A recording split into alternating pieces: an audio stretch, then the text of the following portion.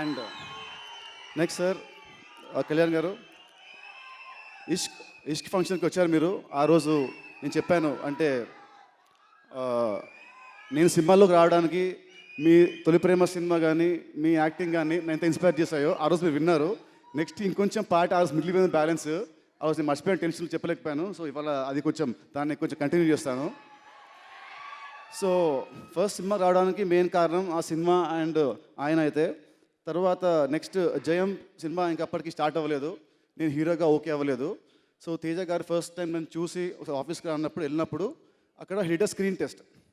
So screen test అంటే first వెళ్ళగానే అడిగాడు తేజ గారు అండ్ రామానంద్ గారు ఇద్దరు, నీకు డ్యాన్స్ వచ్చా అన్నారు. నేర్చుకున్నావు అన్నారు. లేదు సార్, డ్యాన్స్ నేను నేర్చుకోలేదు, ఎప్పుడు నేను స్టేజ్ షోస్ చేయలేదు, నాకు రాదు సార్ అన్నాను. కానీ సినిమాలు చూస్తే ఎక్కడెక్కడ కొన్ని మూమెంట్స్ గుర్తున్నాయి సార్ అన్నాడు.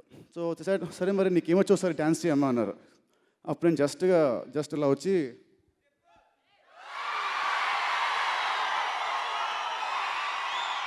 వేసాను. ఈ స్టెప్స్ ఎవరు కాదు సార్, ఈ స్టెప్స్ మీవే.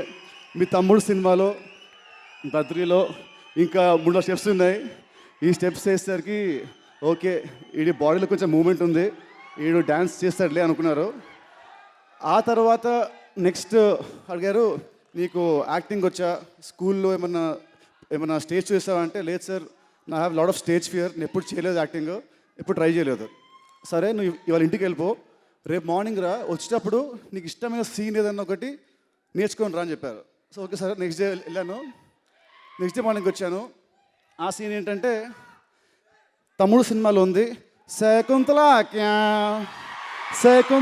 క్యా. సో ఆ సీన్ చేశాను.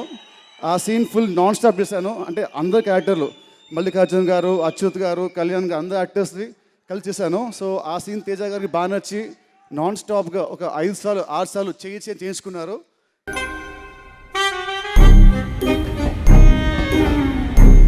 నేను నందుని రైల్వే స్టేషన్లో కలుసుకోవడం బిగినింగ్.